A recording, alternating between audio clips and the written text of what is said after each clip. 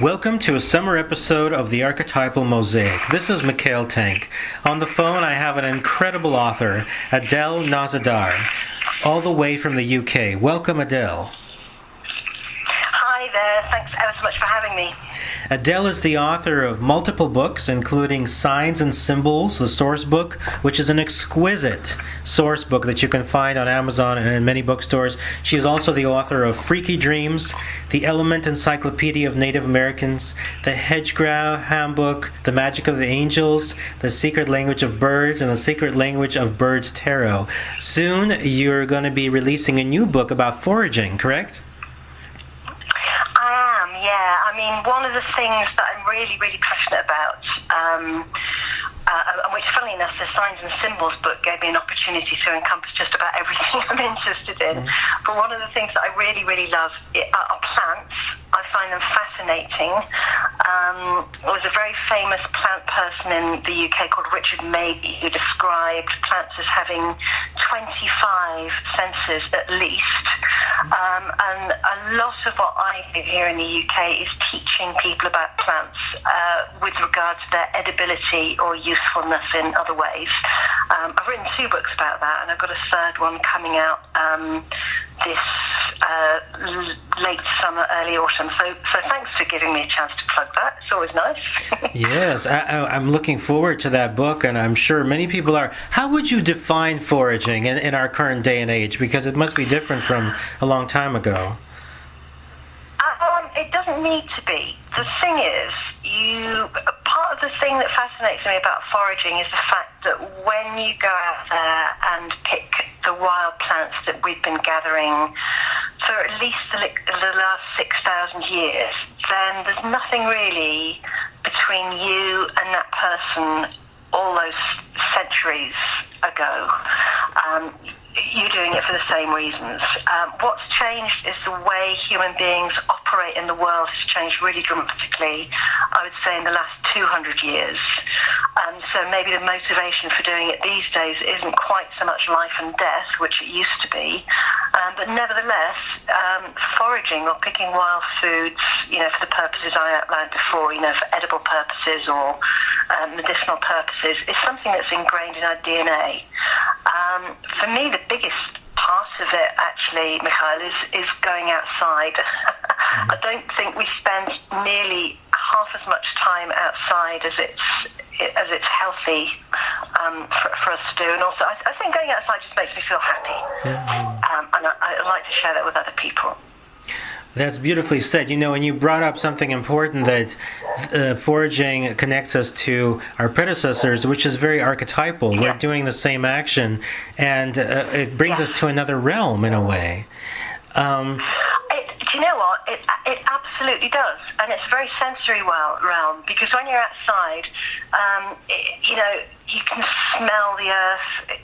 I'm going to sound a bit fanciful now, really, but there was one particular day that I just had to do something I didn't really want to do, and I was feeling really miserable. I went outside and I picked some sage for the dinner that I was cooking, and just the action of going out there and smelling the wet mud and picking out sage and rubbing the sage and sniffing it, which I always do because it smells amazing, it just made all those kind of troubles just fall away. And they didn't mean anything anymore, because I was doing something that was really, really simple and sensory, and I knew that I'd feel better in a few days' time, but that was just like a reminder that it's such a simple thing to do, and it's so enjoyable.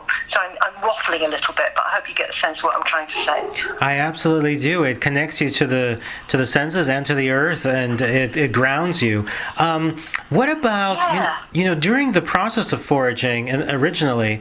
How did people find what's beneficial and what's detrimental? What's poisonous? That's a very good question.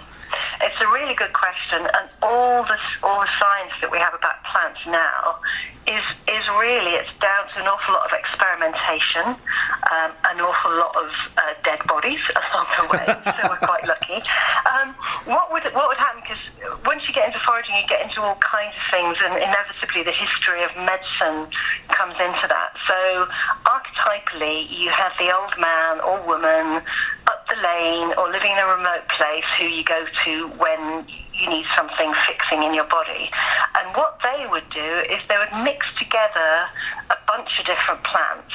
And how we initially decided what plants were going to be right for what part of the body was via something called the doctrine of signatures, which I'm sure you've heard about. And that means that they believe that if a bit of a plant looked like a part of the body, then that was the way that the gods were telling us what the plant should do. Tragically, it doesn't always work.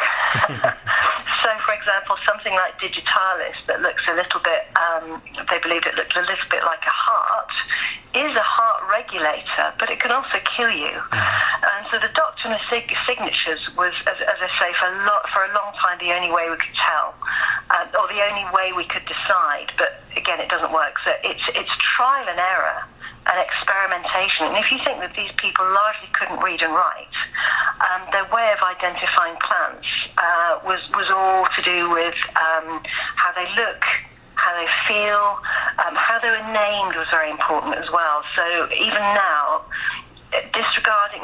not disregarding the Latin technical names for plants, but the folk names can tell you an awful lot about how people used to think. For example, nettle. The word nettle comes from an Anglo-Saxon word meaning needle, and it refers to the stings.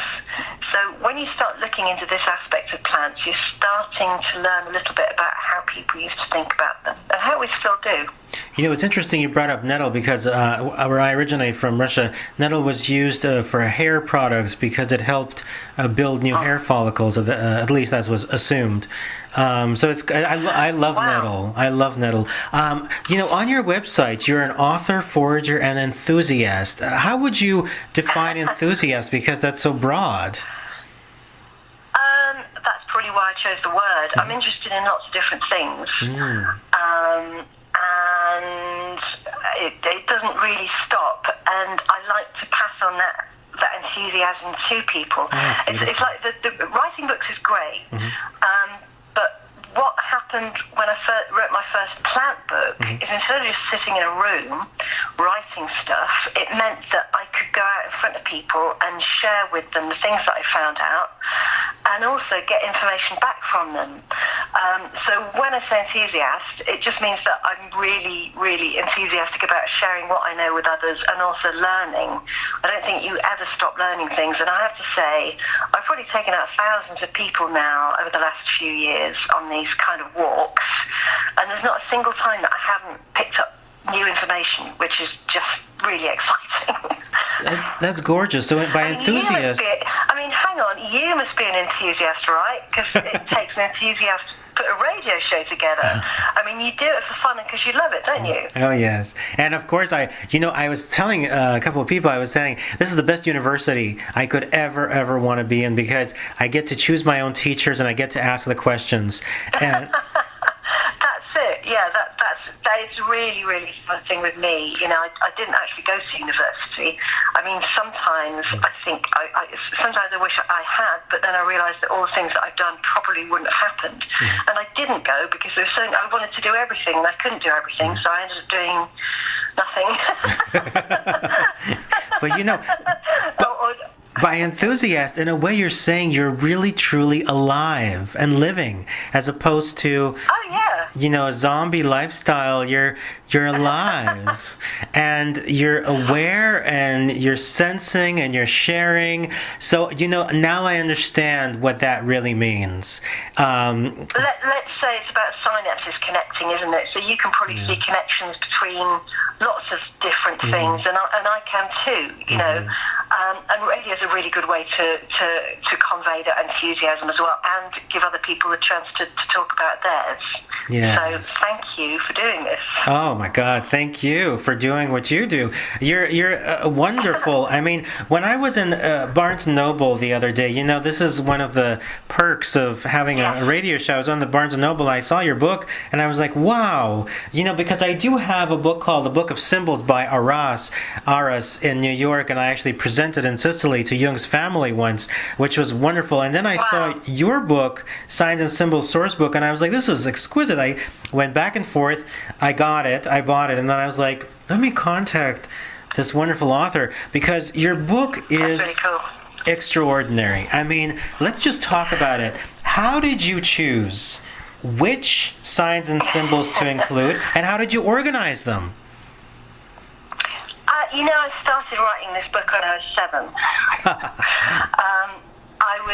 It's the way people think about themselves and the environment that we're in, i.e. the planet, I believe is not, I don't think we're so very different. I think all races, all human beings are pretty much the same if you scratch the surface. That's where I come from. And I think that if we can understand the symbols that we use, then we've got a kind of common currency in language. That was the basis of me experimenting with this idea. I didn't realize what I was doing when I was 7. I was just interested in non-verbal communication. Because it wasn't a serious thing, but when I was born, I was deaf, so I couldn't actually hear anything until I was about 7 or 8. It was a simple operation, and I think it was down to that, really. And I just kept on collecting them. So after a while, everything becomes a symbol, and there's a word that I can't think of that means that something is a symbol of itself. So, for example, if I see an apple, that apple isn't just a piece of fruit. If you slice the apple in half horizontally across its axis, you break it open, you see the 5-pointed star inside, which is partially, I believe, why it became such a potent symbol in the Bible. And that same star, that same shape is the trajectory followed by the planet Venus. Now, ancient man, looking at the stars in the sky, thought that Venus was 2 different planets, or 2 different stars rather. And they didn't realize that one planet orbiting could make such a perfect, exquisite 5-pointed star shape. And then that star itself, which you can find inside the apple, gives that symbolism to the goddess Astarte. It was used as a sign of war, which is why you see it on American tanks. And so you see what I mean? It just rolls on and on and on, and it doesn't stop. And you start to see connections between so many things. And coming to the other question, how did I decide what was going to go in and what was going to go out? Quite frankly, I could probably write the same book over again with what I've collected since that book came out and things that people have sent me. And the answer is I did my level best to put in everything. I just tried to put everything in. And because I'm not academic, things have to be really simple for me. Thank God. And there were lots of symbols books, and I had a lot of them myself, but I didn't understand them. They're really, really technical, and I just wanted to know, what does it mean?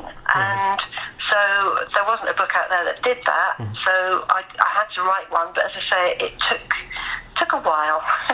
Well, what you accomplished is really, really beautiful. Let me ask you, for the audience, to define, just from your explanation, the difference between a sign, a symbol, and what is an archetype? Okay, so let's start with an archetype. I would believe an archetype to be something which is a commonality held by most people. Let's say it's a distillation of something. So you have an archetypal symbol, say in the Madonna with a child. That's fairly archetypal. And there's certain aspects of that particular symbol which you might say, oh, that's a Catholic symbol, or if you're Hindu, you might see a similar kind of thing in Hindu iconography, but it's the same idea. A sign, I would say, you can interpret a sign in quite a few different ways, can't you? You can have a very practical sign, or you can have something which is a bit more nebulous, like you might believe. You might have a superstitious belief that a certain kind of bird landing in your garden is a sign of something, like people used to believe that a robin coming into the house was a sign that a dead person was trying to communicate with you. So if you believe that, that's up to you. I have no way of proving whether that's true or not, but that could be said to be a sign. And a symbol, I think, is something that represents that archetype in a very, very simple but quite possibly archaic way, maybe because we've forgotten how to interpret these symbols. Maybe we see them so much that we forget what they mean. Did that answer the question? What was the question? You answered it wonderfully, and with an elegant simplicity. Now, do you know what? My ego is being massaged big time.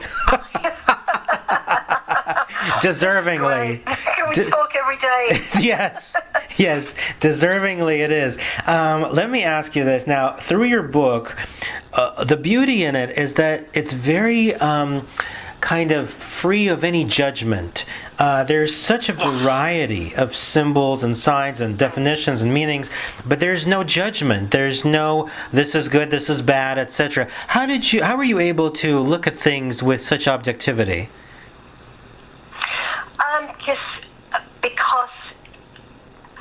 Because this book isn't about me. It's not about me. Although I have to say I do try, I fail very often, I do try to remain objective. If I can, I try to kind of take a middle ground on things.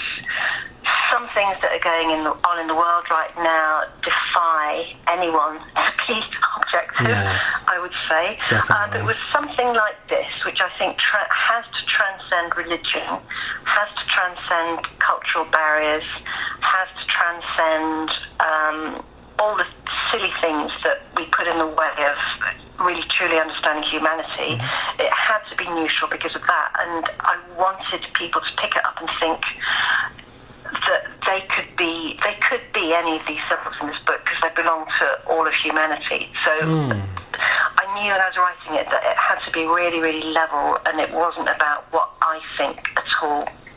In a way, then, you're basically sharing pieces and parts of the collective unconscious, which have become conscious in a way. Yeah, that's a good way of putting it, actually. And I guess what I think I managed to do is to distill quite an awful lot of different symbols into the most simple possible interpretation. In fact, there's a people get very they're willingly mystified by all kinds of things in life, and I found this brilliant little kind of meme, if you like. It's called Occam's razor. Now, the razor, I think he was a priest. I can't remember the story. But Occam's razor means that the simplest explanation is most likely to be the best one.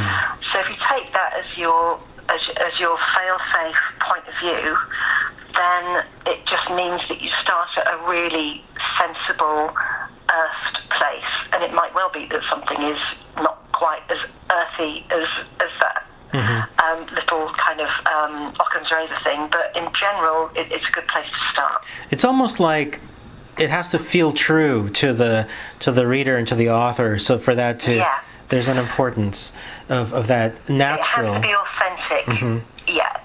If it was, if it was very airy-fairy and weird and wacky, then it wouldn't be authentic. It would be. No, it wouldn't have worked, I don't think. Now, let me ask you this. So, because so many symbols have different variations of their coming about. For example, the Z, or the Z, the Tibetan bead where the 9-eye is the king, and Stones. yes, and originally, there's the myth that they fell from the gods from the earth, that they were found underground, that they're mostly made out of agate with natural eyes, just like agates naturally have eye-looking shapes. And then, of course, there's man-made Z beads and such a variety. Yes. There's ones that are worth millions of dollars, ones that are worth less than $1. How does one choose? Because I, for example, collect quite a few of these things when I can. You collect the Z particularly, do you? I do. Oh, right. Yeah, I've been collecting them for years. I love them so much. Wow. Yeah, and also. So where do you get them?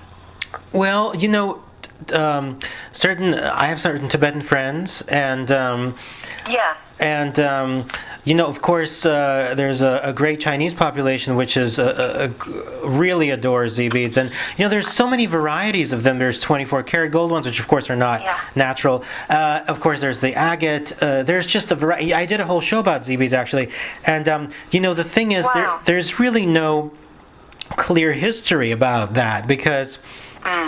There's the mythology behind it, then there's the reality, and then there's the copies and stuff. And I was wondering, like, when you have such varied history behind a symbol, how do you choose which variant becomes the most important?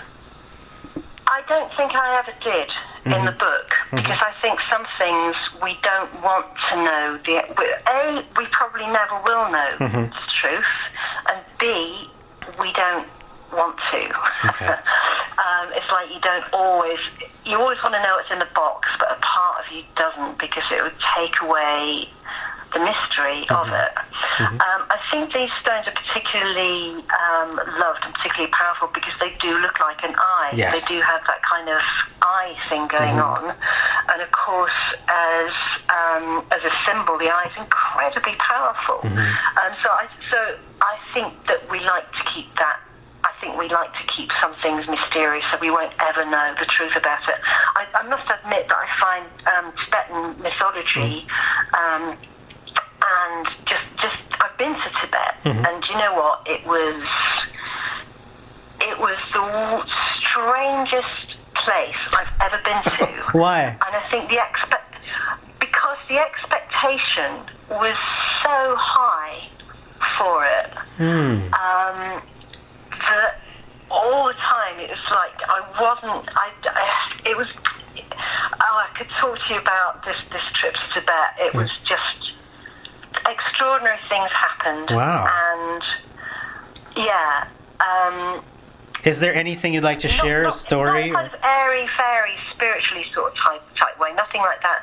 And it's to do with the people and the atmosphere. I saw Chinese soldiers jackboot marching in the opposite direction. You know the pilgrims go on a sunrise route around sacred buildings. So it happens twice in the day, once at dawn and once at dusk, and it's really lovely. And I saw Chinese soldiers jackbooting in the opposite direction, which is the height of bad manners and rudeness, pushing people out of the way. And to witness something like that and not to be able to do anything about it just made me feel sick, to be honest. But the Tibetan people were so tolerant. It was almost worse because it looked like the Chinese soldiers were doing this to try and start a fight, and they just couldn't do it. And it was really... It was just, it's choking me up right now. Thinking about it. There were other things as well. I see what you mean. There's a lot of tension, right? Tremendous tension. There's a huge amount of tension, and it was just seeing the way people reacted. But there was other stuff as well. As I say, when you go to somewhere that has a massive expectation, and you've read things about, and it's already mythologized, and the place itself is a symbol of oppression now, isn't it? But also the way of the peaceful warrior.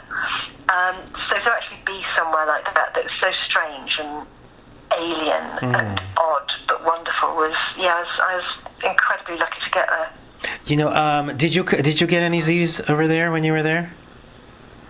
I didn't, no. Okay. Although, funny enough, I used to have a small shop selling fair trade goods from Tibet and Nepal, and I used to sell them when I could get hold of them.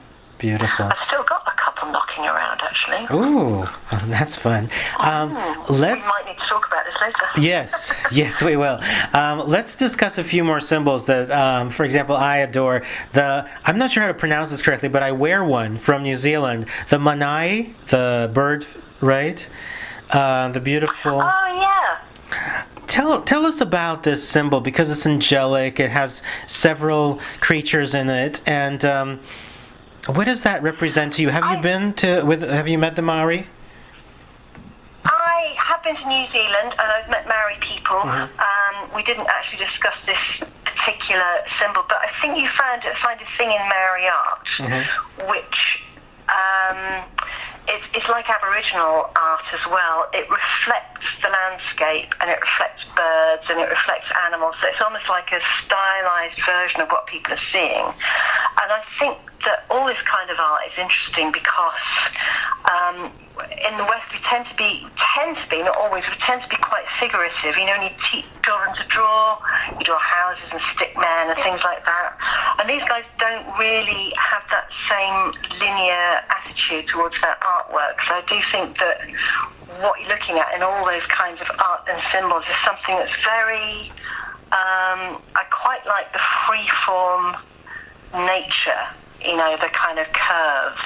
Yeah. And the... it's very much watery. It's like water. It's fluid. There's a fluidity about it, isn't there? It's almost like there's no holds barred. Have you seen the dot arts of the Australian Aboriginal people? You know, they do this art with lots of tiny little dots.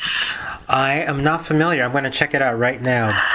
Yeah, it's not that is in the book or anything, but it's sort of thing that you might want to have a look at because it's just a different way of representing something. And I guess art collectors or Western art collectors would call it primitive art. You know, it looks like a mosaic. It's very much a mosaic.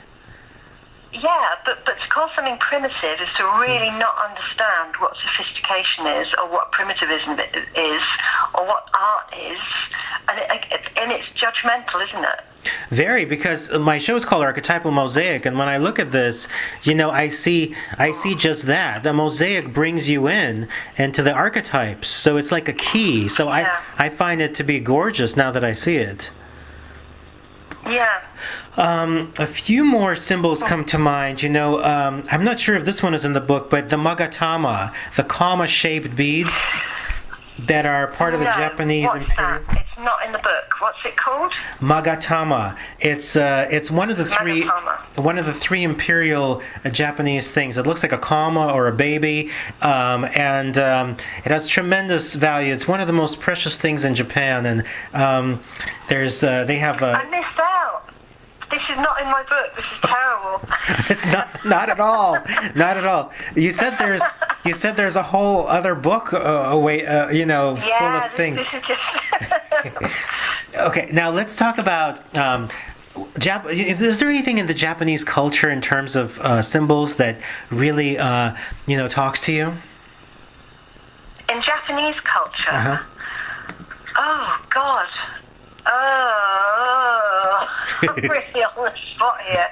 Do you know what? There's nothing that springs to mind, but I have a feeling that you will tell me about something and I'll go, oh my God, yeah. Or maybe not. You're right. I don't have anything. The sun, of course. Let's talk about the sun. It's the sun is the... Well, yeah. I mean, that's the big one, isn't it? Yeah. Yeah. I mean, yeah. Everything comes back to that circular shape of the sun and the earth. I think that with this book, it started out with the dot. And if there's any one symbol that is really, really crucial, I think is that circular thing. So, that exists in all cultures, really. I mean, it's one of the first things that children draw, isn't it? You know, the kind of sun with the wavy lines surrounding it. So you're not going to get away from that. Even the swastika is a sun symbol, and it was a very innocent thing before it was, corrupted. Yes. If you weave baskets, then you fold, and you kind of fold over the raffia or the whatever plant material it is that you're making a basket with, and that circular action of folding and drawing out gives you a radiating sun symbol. So that was, a very, very, very, very early representation of the sun was that, in basket work.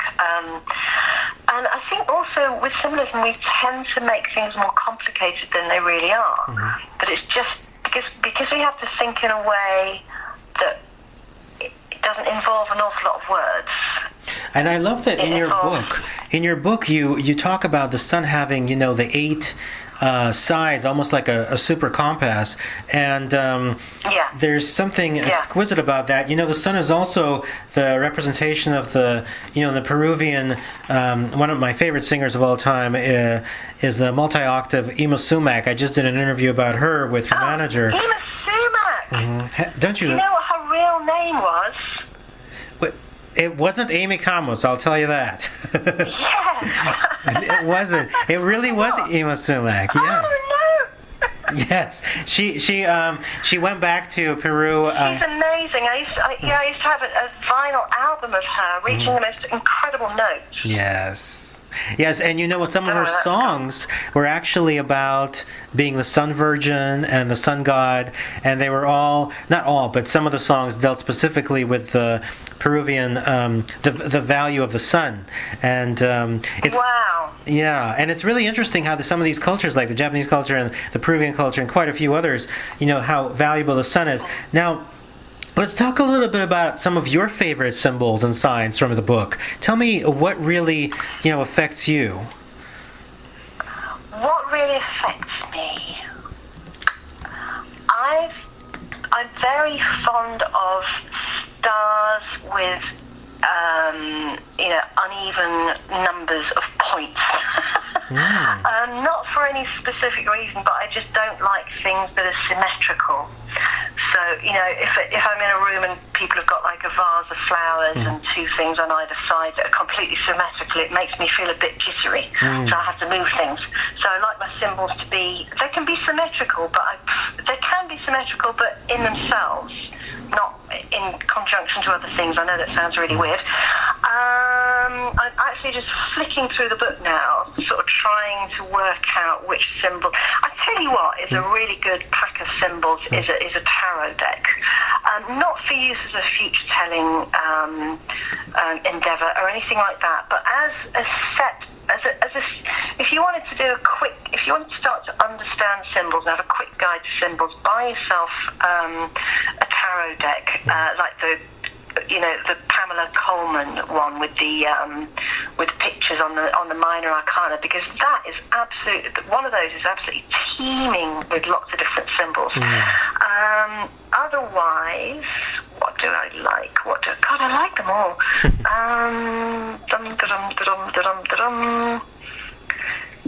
Oh, God, blimey. It's really hard. I have to say that I don't have any tattoos. But if I had to have a tattoo, if it is under force of, like going to die or have a tattoo, the one that I'd have would be a dot. Just a tiny dot, just one pinprick, because I think everything, it's like the sun. Everything starts with that black dot. I also... Sorry, I like the thing that happens if you stare at the sun and then you shut your eyes and you get a negative image on your retina. So you get, you get the sun looking black and the outside looking white. Because it occurred to me that what if, and this is really fanciful, what if the sun isn't an object, but what if it's a hole? To another place. Yeah, that's very clever. But we just want to tell you. I know what my favourite symbol is. It's a stone with a hole in. Oh. Which you can find sometimes on the beaches here, and I've got a huge collection of them, and I love them because when you look through them, you can imagine that you're looking somewhere else. Which you kind of are, but you're not really. Yeah, different dimensions. And to the audience, please don't stare at the sun. We just want to let you know that, because that can blind people. No, don't do that, no. Because they have special glasses for that, but don't even look at the sun. But don't do that. But I'll tell you that it's interesting when you were talking about a dot, having a dot as a tattoo on the body. All of a sudden, immediately, I realized we're gifted with those with our birthmarks, and they are kind of representations of the sun or creativity. I never even thought about that because I have so many birthmarks. But you just made me realize something beautiful about it, which before I never saw. So thank you.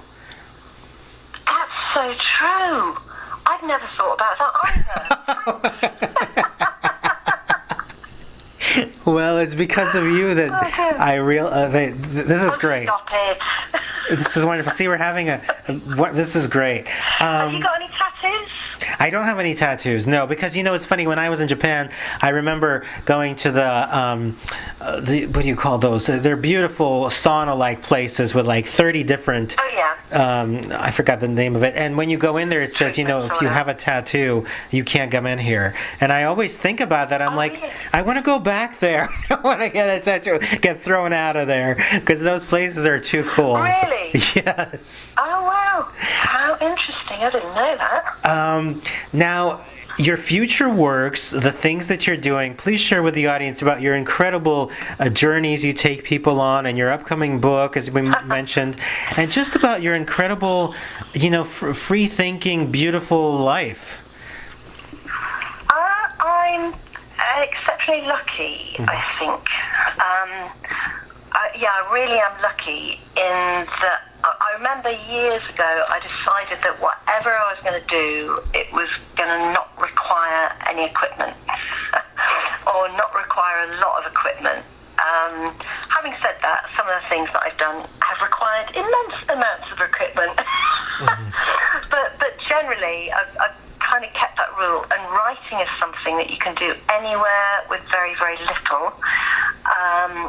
Taking people out foraging requires me to be outside, which largely I prefer, and with people, which is great, and people that I've never met before, which is fantastic, and it enables me to pass on information to them which could be really useful, in that if we are currently trashing the planet, you've seen all the news about plastics, etc., and with all the kind of chemicals that we're pumping into the atmosphere and all kinds of other things, we are divorcing ourselves. We think we're divorcing ourselves from the planet, but we're not really.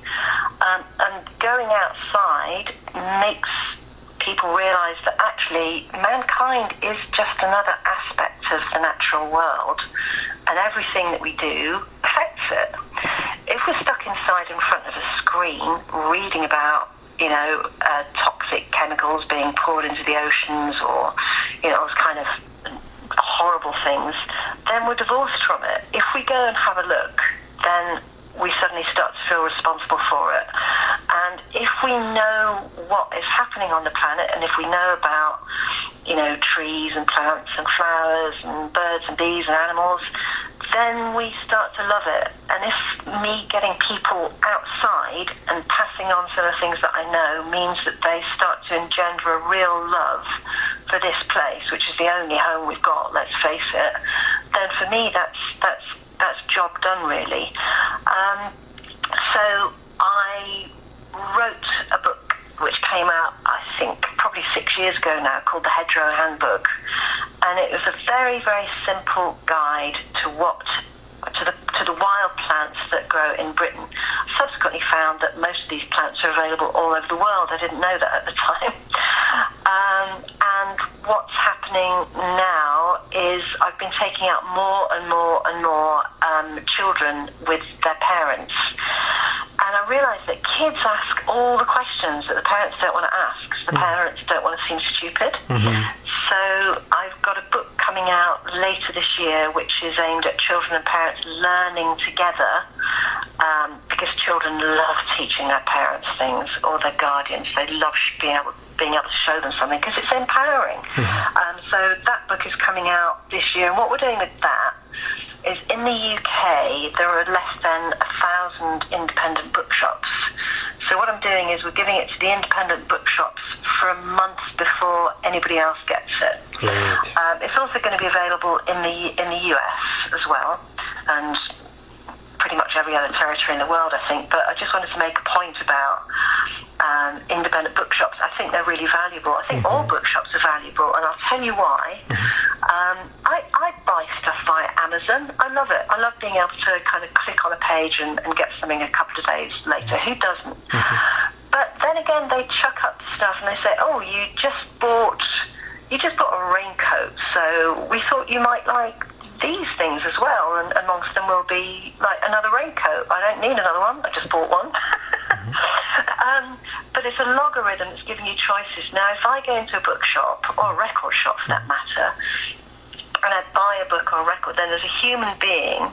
If it's a good bookshop, there's a human being standing there, and they're going to say, oh, if you like this, you're going to love this one. But it could be something completely unrelated. And I like it when we can make a leap between, a book about tractors and a book about symbolism, or a book about Russian dolls, or a book about elephants. And that doesn't happen online, and that's why I think that independent bookshops really need to be celebrated. And of course, you've got a great one in San Francisco, in City Lights. Did you ever go in there? Oh, yes, I do. I love independent bookshops. I love record stores. I love tangible media. Tangible media, you can hold it, smell it, enjoy it, have it signed, and then if you want to resell it, the value can be 30 times more. Digital media has no resale value. You know what? You're right. Oh my God, you're so right. It's like, when you get a vinyl album and with your fingernail you slip the plastic on the side, and then you open it up and you get that whiff of vinyl, because that music is printed on a bit of the planet, isn't it? Yes. A piece of vinyl is a piece of oil. So there's God, you and I are going to agree on so many things. It's a sensory experience. And even if you have a favourite album, it's going to have scratches on it, and sometimes you can even remember what happened when that scratch happened to the record. Amen to that. That right there, you just said something so beautiful, and it's very similar to birthmarks on the body, and it's like that one scratch on the vinyl. It's interesting you're talking about vinyl, because I've released like 30 albums already throughout my lifetime, but my first vinyl came out this year. You released 30 albums? Yeah, quite a lot of unique... It's called Dark Soul Theater Performance Art, and it's been out since '93. Since I was 13 years old, I released a whole bunch but only this year my first vinyl came out. It's just fun stuff. You've released over 30 vinyl albums? No, 30 albums, but the first vinyl came out this year. So CDs, tapes, and digital media. Yeah, that's impressive. Good God. Thank you. The most recent one is called Time is Different When We Sleep. I think you might enjoy it. It's very psychological. Time is different when we sleep. Yes. That's also true. And time is different as we grow older. Oh, yes.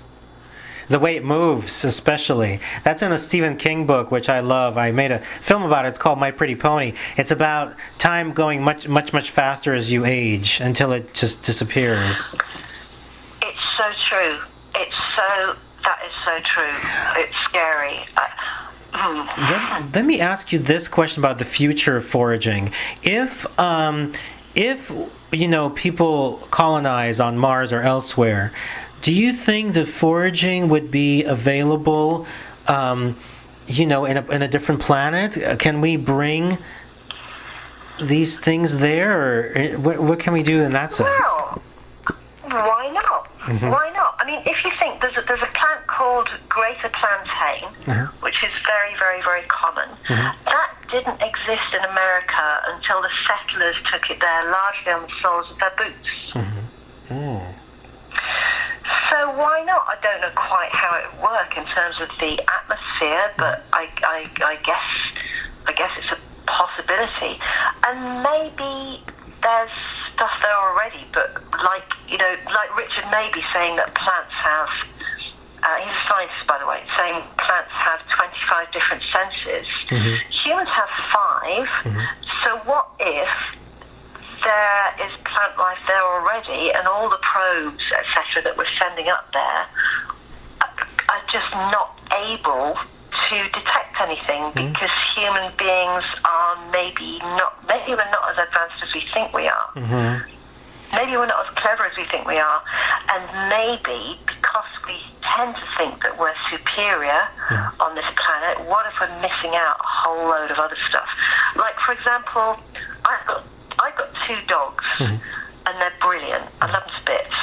All they own, between the 2 of them, is 2 collars, 2 leads, and 2 bowls. That's all they need. That's really smart. I've got stacks and stacks and stacks of stuff. I've got to pay taxes. I've got to get my car fixed. I've got to do all these things, and my dogs just kind of sit there wagging their tails going, let's go chase a ball. That's a good point. So I think, think if you think about it like that, then yeah, there's probably loads of stuff going on Mars, but we just can't perceive it. That's a very beautifully said statement. We never know. There might be other kinds of plants, maybe even invisible ones or something of that nature. Who knows? Yeah. Adele, I just want to share your two websites with our listeners. One of them is adelenozedar.com, ADELENOZEDAR.com, and the other one is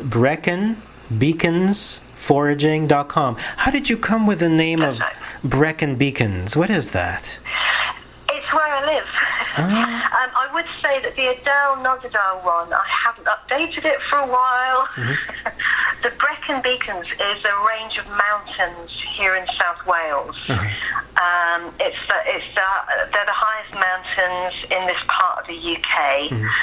And I'm looking at them out of my window at the minute. And so the beacons are... A beacon is like a fire... a signal made with fire, mm-hmm. and the beacons used to be one of the places that the top of the beacons, apparently a couple of thousand years ago, used to have fires on top of them. There are quite a lot of old burial places and dolmens and things like that around here. Mm-hmm. So Brecon is the town, mm-hmm. and the beacons are the mountains. So the mountains are called the Brecon Beacons. I know it's strange. It's a very, very odd name for a range of mountains, but that's it. I really like it. So the image I get from hearing that are like natural lighthouses. Yeah, kind of. Yeah, it is kind of. I'll ping you a couple of pictures over. Okay. But so Brecon Beacons Foraging, I called it that because this is where I am. Mm-hmm. Although I do actually forage all over the UK. This is where my base is. So that's the website that is more liable to be... In fact, I do update that pretty regularly because it's got events and things on like that. I'm not as diligent as I should be about my own personal website, which I should be really, and I'm feeling a bit guilty now. No, not at all. I think that's totally normal and typical for, I think, a lot of people, I think, have... the majority of their stuff on their website, but it's not necessarily updated. That's why social media is so beneficial. It's free. Yeah, that's it. Yeah, exactly. I'm pretty active on Facebook, to be quite honest. Okay. I like the cats, Yeah. And you have so many books out. They're available on Amazon. And the Foraging with Kids, 52 Wild and Free Edibles to Enjoy with Your Children is available for pre-order. It's going to be released in September of 2018, so in a few months. And altogether you have... Not long now. Yeah, not long at all. And altogether you just have a beautiful body of work in your authorship and your writing.